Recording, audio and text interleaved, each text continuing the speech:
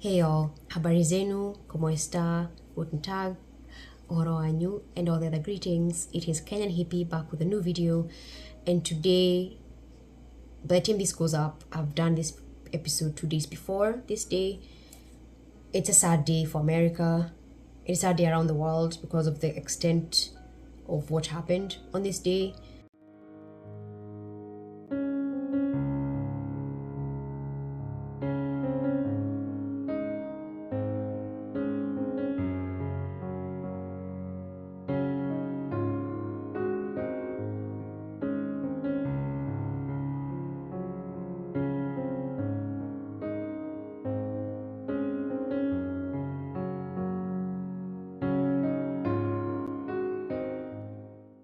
But it made me reflect on my own experience with Al Qaeda. I know that sounds crazy, but yes, I was involved in the 1998 Nairobi, Kenya bombing by Al Qaeda, which was also coordinated in Tanzania. The target was the US Embassy, but of course the buildings around them were also affected. A lot of lives were lost.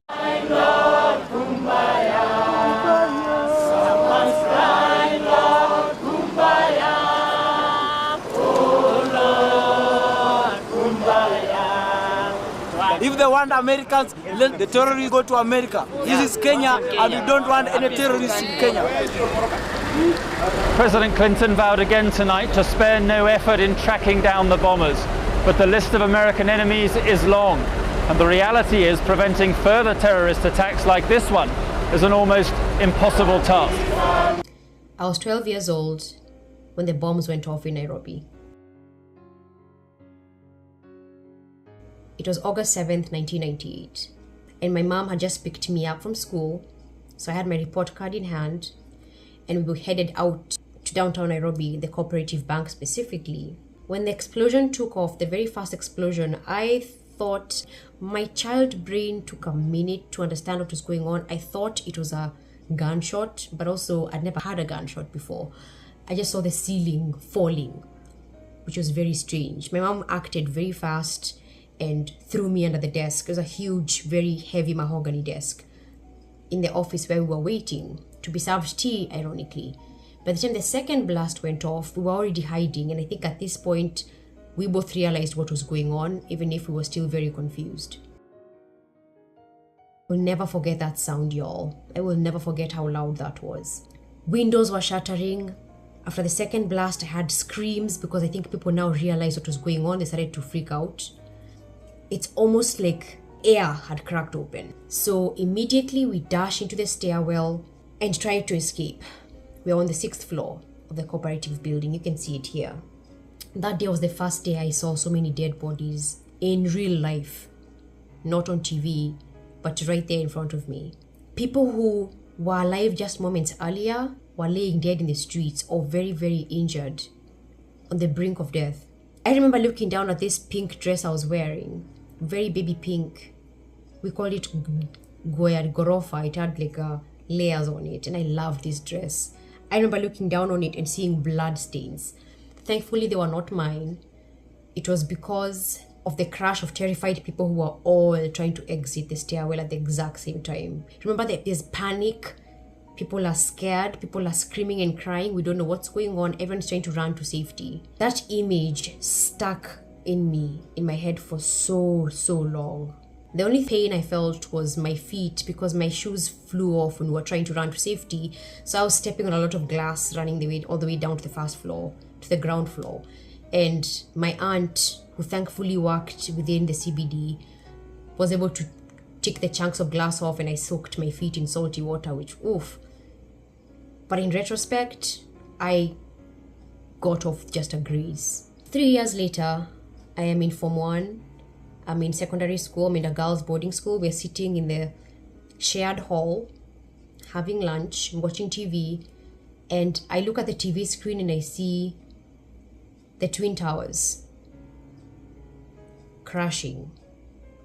I see planes going through these buildings. And I remember paying attention to this because since the bombing happened in 1998, I became very keen on the news. I started to follow the story of the Al Qaeda, Osama bin Laden. I became kind of obsessed. I think it was my way of trying to cope by taking control. So I became very obsessed with learning who these people were and why they did what they did.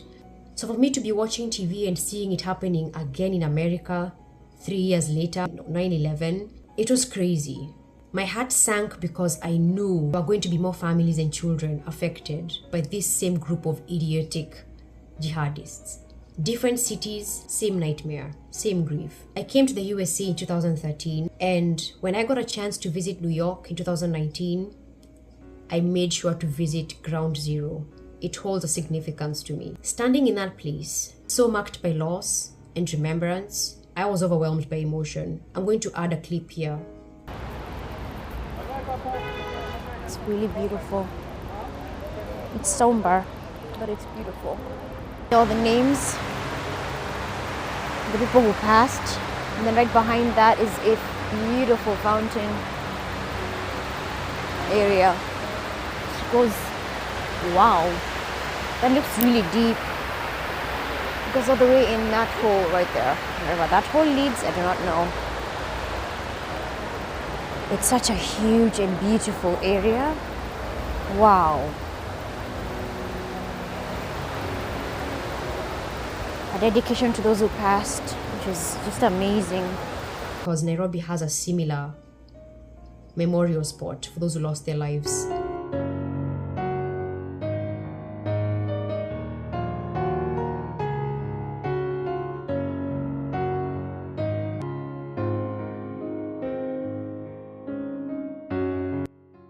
Every silent moment, every name carved into stone, signifies the loss that happened on that day.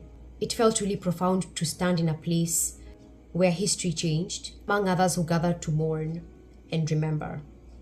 In that space, I realized how the pain of terror links us, no matter who we are and where we are, across continents and across years.